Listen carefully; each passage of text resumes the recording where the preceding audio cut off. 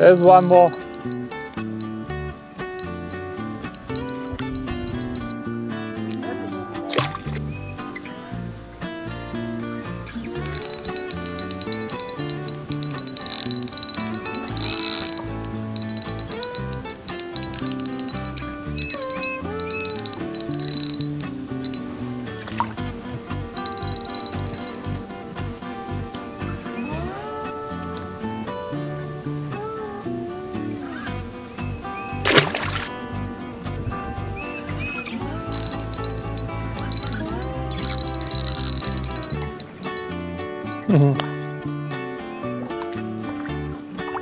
So much fun.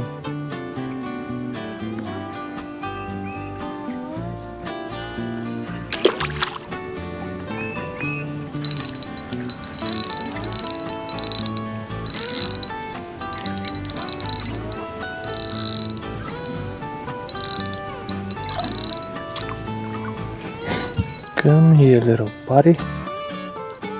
That's a nicer buddy.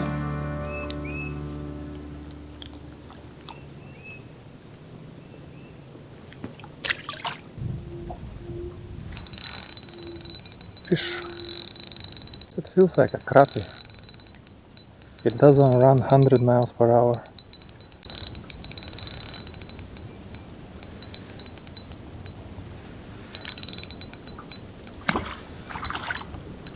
Yeah, buddy.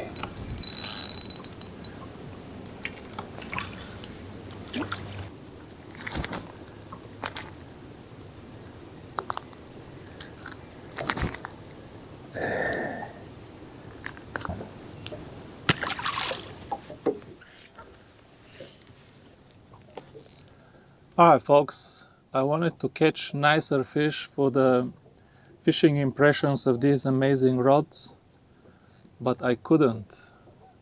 And who knows when I'll be able to catch a bunch of big fish.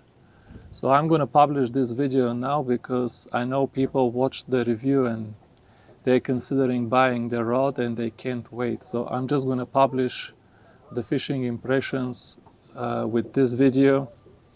I'm gonna start with this rod because this rod is kind of simpler case, simpler to explain than the other rod. I absolutely 100% recommend this rod. The only thing is the budget. Everything about this rod is amazing. I knew it would be amazing, but after I fished it, it really is amazing. The grip, folks, there is no grip that feels like this on the market. None. This is the best grip. I mean, the rod shouldn't be as sensitive as it is, but I think because of the grip, this rod is as sensitive as anything else that I have. Maybe the eradicators are a little bit more sensitive. I don't know, it's hard to tell. Also, the eradicators feel more plasticky and carbony, and this rod feels more metallish. But even though for these snobs that are just post derogatory comments for every tackle that's not made of 100% carbon blanks, I don't think even they would grab this rod and say this is not sensitive. And everything else will be better than any rod you have held. I said the grip is amazing. I mean, it is, first of all, it never slips out of your hand. Second of all, the bites transfer so nice. Third of all, the reel never wobbles. That's the only, I mean, all of these $300 rods, that's the only rod that I have that the reel doesn't wobble and you don't have to constantly retie it. Small things like this. Even the hook keeper is amazing, folks. I mean, who cares about a hook keeper on a $350 rod, but look, it keeps the lure away from the blank so it doesn't stick, and when it's hot like this, it doesn't get glued to the blank. That's thoughtful. Also, when I start fishing, you can collapse it so it doesn't get hung on the line. I mean, this hook keeper, I never thought, but this is the best hook keeper I have seen. The butt here It's, I don't know if it contributes to sensitivity. I said it's just super beautiful. I found one great benefit about the butt too. You're gonna laugh, but it is easy because it is so slick, completely edgeless. It is easy to slide in and out of rod holders. All of the other rods that I have, they constantly get snagged when you put them temporary, to grab a net or something and try to pull, always get snagged. What else? The casting distance, absolutely amazing. This rod with this line, I mean, I haven't measured it, but probably casts just as far, is not farther than the eradicators. First of all, the solid tip, I don't like it for playing the fish and for sensitivity, but for loading with just 0.8 gram trout magnet, 0.8 gram jig head and a trout magnet, you backhand flip it and the tip loads. This thing will backhand flip 50 feet without any wind, just a 1 gram trout magnet. I mean, this, and because all of the guides are 1 millimeter, the top guides are 1 millimeter larger than the eradicator and the other rods. I mean, this Varivas polyester line goes through these guides like, I mean, so much quieter than it goes through the eradicator. Playing the fish is very nice, but if I have to be honest, I do prefer the action of the eradicator. It just bends deeper. You use more blank when you play the fish. Okay, I don't want to spend all my time on this rod. This rod is absolutely amazing. Just 10 out of 10 on recommendation, even though I told you some things that I could improve, like instead of solid tip, I would use a tubular tip. That's pretty much the only thing that I can improve on this rod. Now the 7'6", everything amazing that I said about that rod holds for this rod. But like I said in the previous review, the first half of the blank, pretty stiff. Now, it's too stiff for me, but I think some people will actually really like it. For example, bass anglers who want to buy, bass anglers that have high-end equipment and want to buy a high-end ultralight rod, I think they will like this particular model more than anything else. I don't think they will like a soft first half of the rod that makes the whole thing wobbly and like a noodle. That's fun for me, but I think people get irritated for this. Another application and the bigger reason why I might not sell it, because now I don't live too far from Florida, and I wanted to start making trips to the ocean to do some saltwater ultralight fishing. And I cannot imagine a nicer rod for saltwater ultralight fishing than this thing here. Even for me, forget about for other people. For saltwater ultralight fishing, because, ultralight fishing in saltwater, it's very different than here. You get a 10-inch crappie here, head shakes, but you get a 11-inch saltwater fish. I mean, that thing is gonna peel some drag. So you definitely need a little bit tighter rod, a little bit stronger rod for... Also, if you're fishing from rocks, you might actually need a 7'6" rod so you can get some casting distance if you're fishing from the bank and not from a boat. So, I don't know, if I sell this rod, I will definitely go to the ocean and do some saltwater ultralight fishing. What am I gonna fish with? I don't have anything nice. So if I keep this rod, this is the reason I will keep it. So when I go to the ocean and fish from the bank, I have the perfect rod for that. And ironically, I know some of you will say, Victor, you discovered, the wheel, man. That's what the rod was designed for. And that's true, folks. This rod was not designed for float fishing. You can't complain that it's too stiff or this or that. This rod was designed for saltwater ultralight fishing. Not ultralight, they call it light game. But it's for saltwater, and that's why it has a little bit extra, meat in the body, because you can have a 7'6" rod that wobbles, and you're gonna fish saltwater with it. So for that purpose, if I have any subscribers, I know I'm a freshwater channel, but if I have any subscribers that are primarily saltwater fishing, and you have the budget to spend something like this, for that particular purpose, I give it 10 out of 10 also. Especially since this rod has the tubular tip, not the solid tip. I mean, this rod is absolutely amazing for that too. I cannot imagine anybody will regret this.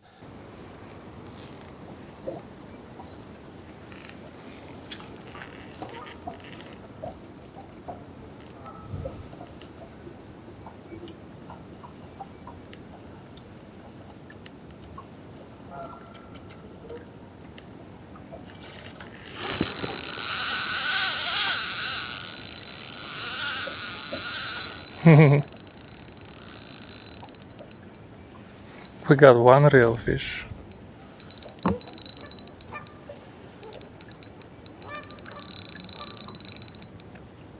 What is this took off like this?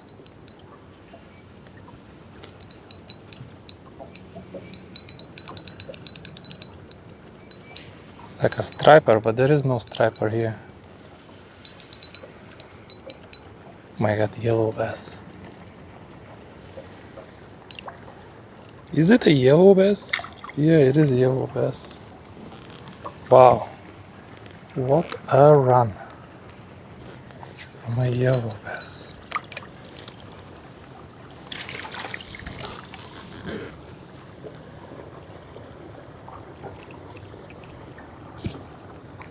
He hit it good though.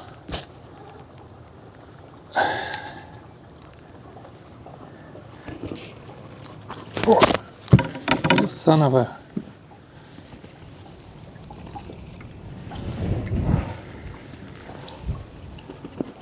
See folks, all of its glory, 8 inches, maybe more.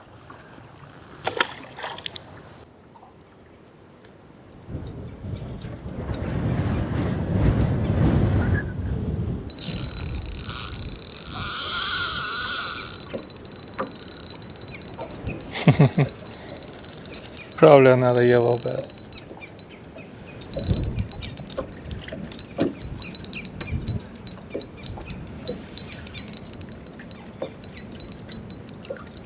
Yep.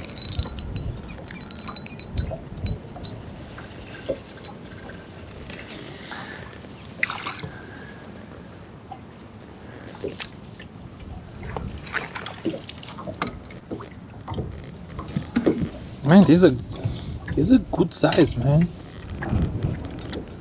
For a yellow bass.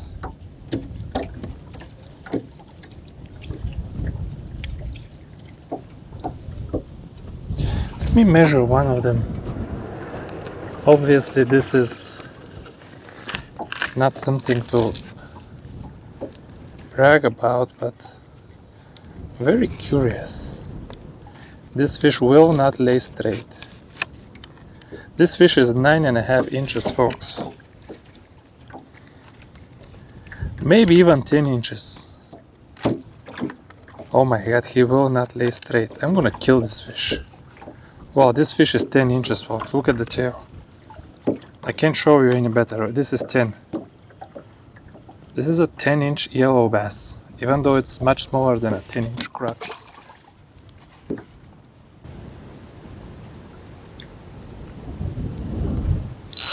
Another one. Man, they hit with... Man, they hit with absolute ferocity.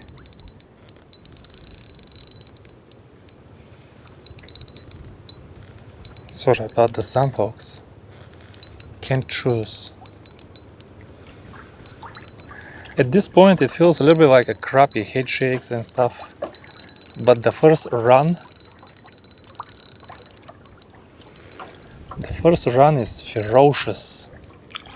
It's another 10-inch yellow bass, man. And this one is fat. This one is fat, man. Oh, it's a female or something. This one is fat, folks.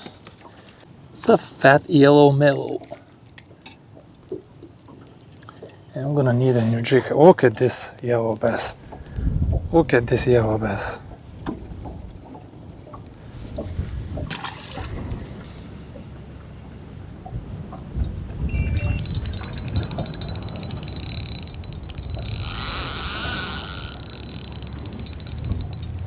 Another one.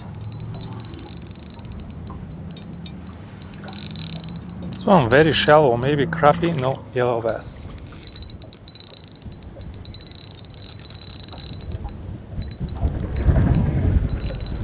This one hit very shallow, but man, good fat one. I've never eaten yellow bass. Not that I need meat or anything, but I'm curious how they taste. These little buggers, probably the same like white bass. Yeah, he ate the half. Not bad.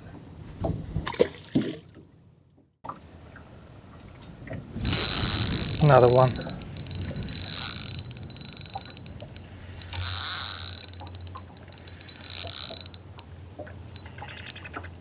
Crappie. Thing is, I got a huge crappie on the very first cast, but was not recording. So I didn't include it in the video. Of course, after that, only yellow bass. But here's another crap. This one is totally edible if I would keep them.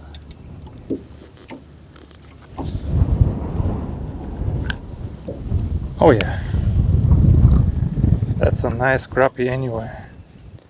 Maybe 11 and a half.